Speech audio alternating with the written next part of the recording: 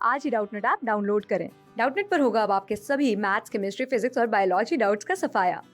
बस अपने क्वेश्चन की फोटो खींचो, उसे क्रॉप करो और तुरंत वीडियो सोल्यूशन पाओ। Download now. हेलो फ्रेंड्स, आइए देखते हैं कि क्वेश्चन में हमसे क्या कहा गया है। क्वेश्चन में बोला है कि अ डायटोमिक मॉलिक्यूल्स, कैसा दिया है, डायटोमिक मॉलिक्यूल्स हैज।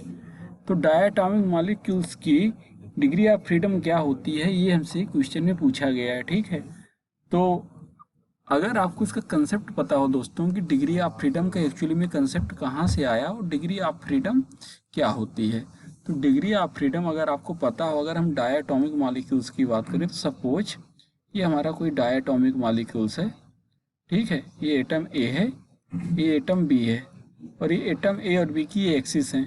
तो अगर मैं एटम ए और बी से एक्सिस से पास होने वाली एक एक्सिस को एक्स मान लिया, इनके परपेंडिकुलर उसी प्लेन में जो दूसरी एक्सिस है उसको वाई नाम दिया और इनके प्लेन के परपेंडिकुलर जो तीसरी एक्सिस है उसको जेड नाम दिया, तो हमसे पूछा गया है कि डिग्री ऑफ फ्रीडम कितनी होगी डायटोमिक मॉलिक्यूल्स की। तो डिग्री ऑफ फ्रीडम एक्चुअली में होती क्या है कि total number of independent motion of any molecules in a 3D space.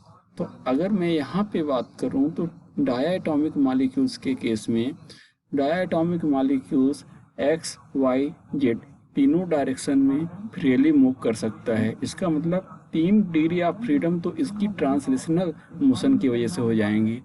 और अगर मैं रोटेशन की बात करूं तो रोटेशनल मोशन की बात करूं तो आप देखो रोटेशनल काइनेटिक एनर्जी अगर मैं इसकी देखूं तो अगर मैं इसका एक्स एक्सिस के अबाउट रोटेशनल काइनेटिक एनर्जी देखूं तो क्या होगा, आप बताओ, half I x x omega square.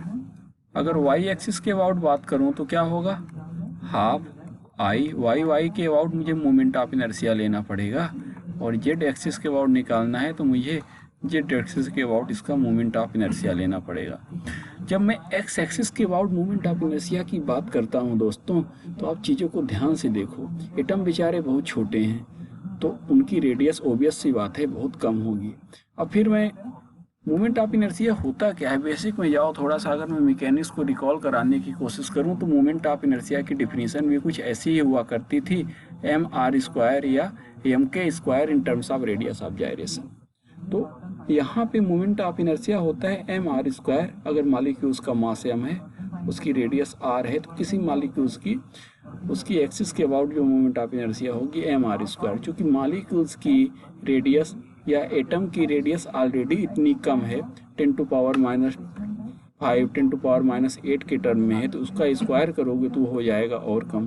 तो जब उसका स्क्वायर और कम करोगे तो इस सेंस में जो अपना एक्स एक्सिस के अबाउट मोमेंट ऑफ इनर्शिया आएगा वो क्या आएगा, नेग्लिजिबल। क्या आ जाएगा दोस्तों, नेग्लिजिबल। क्यों नेग्लिजिबल आएगा, आप मेरी बातों को सुन पा रहे होंगे तो आपका ये कंसेप्ट क्लियर हुआ होगा। बिकॉज ये जो रेडियस है मॉलिक्यूल्स की ये बहुत कम है, तो इस वजह से जो एक्स एक्सिस के अबाउट मूवमेंट ऑफ इनर्शिया होगा वो बहुत कम आएगा।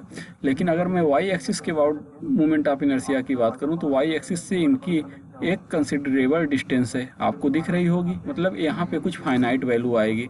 इसका मतलब क्या मैं आई वाई वाई को 0 बोल दूँ, बिल्कुल नहीं बोल सकता। आई जेड जेड भी क्या होगा, नॉट इक्वल टू 0। इसका मतलब अगर मैं रोटेशनल काइनेटिक एनर्जी की बात करूं तो रोटेशनल काइनेटिक एनर्जी कितनी हो जाएगी, इनकी वजह से डिग्री ऑफ फ्रीडम कितनी होगी, 2। और ट्रांसलेशनल काइनेटिक एनर्जी की वजह से जो डिग्री ऑफ फ्रीडम होगी वो कितनी होगी दोस्तों, तीनों डायरेक्शन में होगी, एक्स वाई और जेड 3। तो अगर मैं टोटल डिग्री ऑफ फ्रीडम की बात करूं डायटोमिक मॉलिक्यूल्स की, total degree of freedom of diatomic molecules तो क्या हो जाएगी, it is the sum of rotational kinetic energy की वजह से degree of freedom plus translational kinetic energy की वजह से degree of freedom diatomic molecule. तो आप क्या बोलोगे यहाँ से, ये हो जाएगा रोटेशनल प्लस ट्रांसलेशनल, तो 3 हो गई ट्रांसलेशनल, 2 हो गई रोटेशनल, तो टोटल हो गई 5। तो आपको ये कंसेप्ट यहाँ से सीखने में समझ में आया होगा कि किस तरीके से हम डिग्री ऑफ फ्रीडम को डिफाइन करते हैं और किस तरीके से हम डिग्री ऑफ फ्रीडम को निकालते हैं। और अगर मैं इसी डायग्राम को अगर आप एक्स वाई जेड में निकालना चाहो तो एक ऐसे दिखा सकते हो कि अगर ये एक्स हो गया, ये वाई हो गया, ये जेड हो गया, तो इधर एक्स में मोशन हो सकेगा, वाई में भी होगा और इधर जेड में भी होगा। तो यहाँ से आप ये कंसेप्ट सीख पाए। क्लास 6 से 12 से लेके नीट, IIT, जेई मेंस और एडवांस के लेवल तक 10 मिलियन से ज़्यादा स्टूडेंट्स का भरोसा। आज ही डाउनलोड करें डाउटनेट ऐप या व्हाट्सएप कीजिए अपने डाउट्स 8400 400 400 पर।